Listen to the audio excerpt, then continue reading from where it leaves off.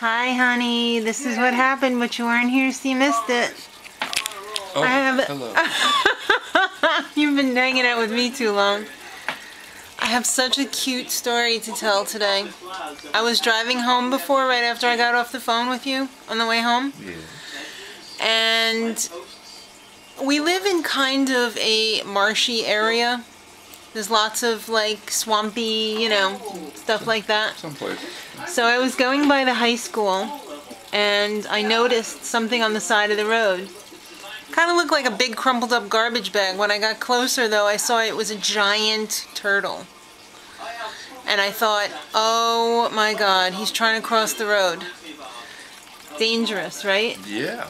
Very sad. Yes. So I was thinking about going back and just picking him up and carrying him across the road. And I looked in my rearview mirror and I could not believe what I saw.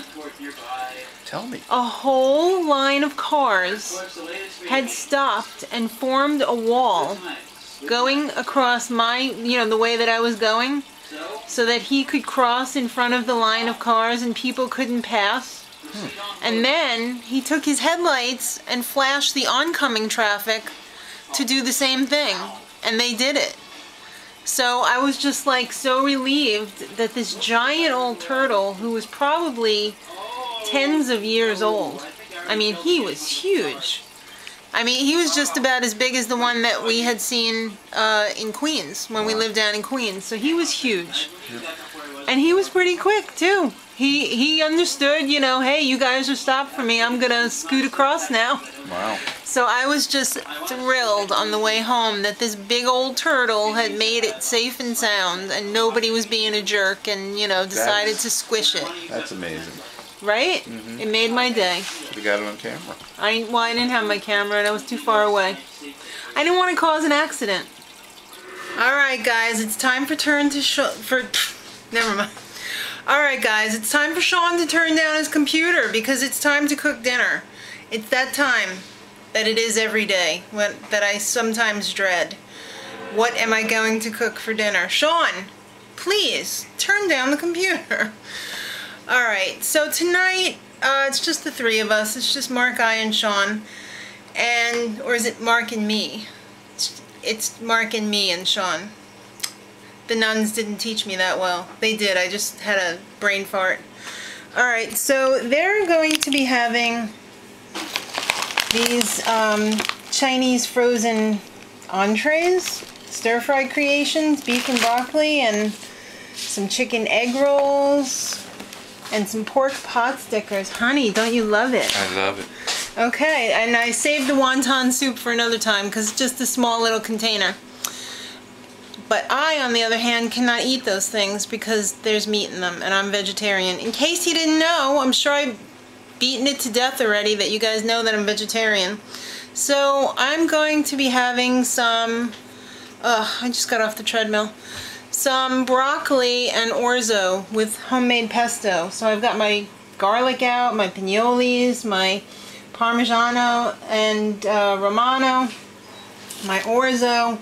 My broccoli's over there drying out. I've got my basil over there that I just washed. So I'm going to get my orzo on the stove. I guess I'm going to heat up their stuff because it's going to go pretty quick. I mean, it's a pretty fuss-less recipe. Can I pick a more difficult way to say that? It's a pretty easy recipe, okay? I didn't pick an easy way to say it though. Alright, so the orzo is cooking on the stove. I've got my broccoli cut into bite-sized pieces, more or less. I'm going to take a little bit of olive oil and just drizzle it over the broccoli because when you do that, it helps the broccoli keep the nice green color. So I'm just going to steam that in the microwave for a few minutes and then I'm going to make my pesto. Okay, so in the food processor here, I've got my basil leaves. And don't worry if some of them are brown because guess what? That's dried basil. And about 9 cloves of garlic. So I'm going to put the top on that and just pulse that until the garlic is pretty tiny, minced. So there you go. And then, to look like that, And I'm going to add my pinoli nuts and my cheese. You don't have to worry that it's not grated because obviously the food processor is going to grate it. Alright, so that's all mixed up, and now I'm just going to add probably about 1/4 cup of extra virgin olive oil. And I'm going to do the final mix. And we should be good to go. Alright, so that came together quite nicely, and I had a little nibble, and it was delicious. Honey, you gonna come eat dinner? I'm gonna have mine with olives, of course. No one else is. The egg rolls cooked up pretty nice. The pot stickers cooked up pretty nice. They come with their own sauces. Of course, some cut up veggies for volumetrics. And the beef and broccoli actually looks pretty good. I was lazy though, honey, I'm sorry. You know, I didn't like put it on the bed of rice. I just mixed it all together. So disappointing. I'm sorry. I'm a horrible wife. But looks good though. I'm going to cut up some celery too. That's cantaloupe. That's not for you. Because you don't like it, really. How is it? Is it hot enough? Or does it need to go in a little bit more?